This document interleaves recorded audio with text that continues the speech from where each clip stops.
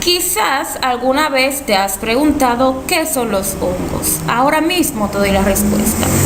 Se llama comúnmente hongos a los seres vivos pertenecientes al reino fungi, uno de los grupos en que se clasifica la vida conocida. Existen más de 144.000 especies diferentes de hongos, entre los que están las levaduras, los mohos y las setas. ¿Cómo se originaron los hongos? Los hongos se separaron de los otros reinos hace 1.000 millones de años aproximadamente. Sin embargo, aún comparten con el reino vegetal características como la falta de locomoción y el tipo de estructuras corporales. También se acercan a las protistas en su composición bioquímica. Por ser organismos eucariotas, se trata de una rama evolutiva más moderna en comparación con los procariotas del reino Monera. De hecho, su estructura celular se asemeja a la de las plantas, con notorias diferencias como la ausencia de clorofila. ¿Cómo se reproducen los hongos? Los hongos pueden reproducirse de modo sexual y asexual, pero siempre a través de esporas. Estas son formas resistentes al medio ambiente que, dadas las condiciones óptimas para desarrollarse, germinan y crean un nuevo ejemplar de hongo. Las esporas son equivalentes a las semillas de los árboles. Una vez que se encuentran las condiciones propicias, su crecimiento puede ser muy rápido. ¿Dónde viven los hongos? Los hongos se pueden hallar en una enorme diversidad de hábitats. Algunas especies prefieren los ambientes húmedos y ricos en humus, materia orgánica en descomposición, como el suelo de los bosques caducifolios, especialmente en temporadas lluviosas. Otras especies huyen de la luz solar y proliferan en ambientes oscuros y húmedos, como el famoso moho negro, sumamente tóxico. En su mayoría suelen ser terrestres. Los hongos son heterótrofos. Esto quiere decir que no generan su propia comida como las plantas. Para sustentarse requieren de la asimilación y descomposición de materia orgánica, labor que llevan a cabo en distintos hábitats y condiciones. Por eso suelen proliferar en ambientes convenientes, generalmente asociados a la humedad, la abundancia de materia orgánica, sobre todo en descomposición, o la oscuridad. Ahora les voy a compartir la importancia biológica de los hongos, que estos cumplen un importante rol ecológico, ayudando a descomponer la materia orgánica de los suelos y de los animales, plantas o muertos. Esta es una tarea que comparten con las bacterias y algunas especies de insectos. En ese sentido, forman parte del departamento de reciclaje de la naturaleza. La excepción son aquellos parásitos que, por el contrario, son causantes de enfermedades. Los Hipocritidiomycotas son un pequeño grupo de pseudohongos protistas de un tipo fagoide, del cual se conocen unas 25 especies.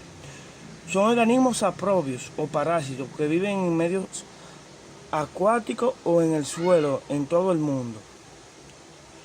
Saprobio en ecología se le llama satrofia a la dependencia que muchos organismos llamados atrófos tienen para su nutrición de los residuos procedentes de organismos tales como hoja muerta, cadáveres o excremento, con una digestión extracelular y externa.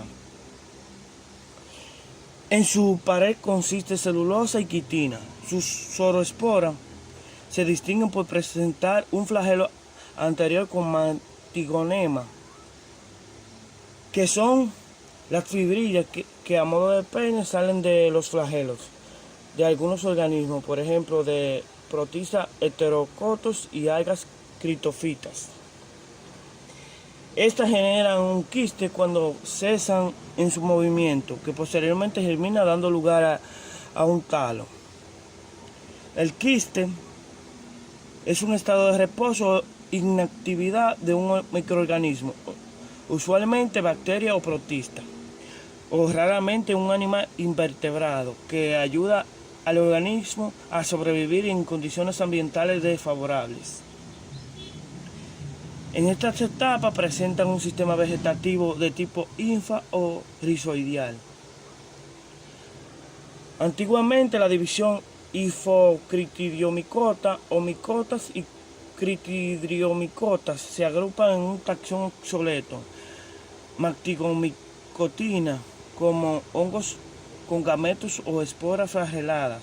Actualmente, critidiomicotas son considerados hongos verdaderos, pero los otros dos grupos. Ahora les voy a hablar sobre la Plasmodiophoramicota, que nos dice que estos son organismos endoparásitos o parásitos internos, como el nombre lo dice, de plantas vasculares, algas y hongos. Un rasgo sistematológico en común de ellos es la producción de deformaciones en sus hospederos. Aquí podemos ver una imagen que nos da un ejemplo de qué es un Plasmodiophoramicota. Ciclo de vida de Plasmodiophoras brassicae en repollo. El hongo en estados avanzados produce estructuras de reposo, o sea, quistes, que se liberan al desintegrarse las raíces.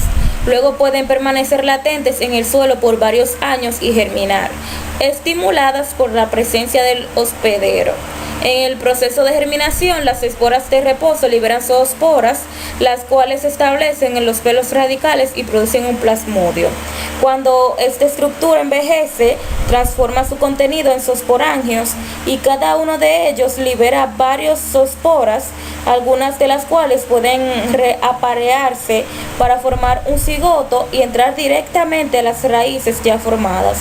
Posterior de cada raíz se forman los plasmodios y luego se producen los quistes que originan nuevas esporas de reposo. Dentro de sus características se encuentran que la existencia de plasmodio como cuerpo vegetativo desarrollado dentro de los tejidos del hospedero. Un ejemplo de estos hongos es Plasmodiophoras brassicae en el repollo, como vemos aquí en la primera imagen. La segunda característica es que el plasmodio puede llenarse de zoosporangios y liberarlos al romperse la pared, en cuyo caso se denomina plasmodio esporangiógeno, como vemos aquí en esta segunda imagen, que está este plasmodio como en forma de espora. La C dice que los quistes constituyen las esporas de reposo y por último dicen que los parásitos, o sea que son parásitos obligados.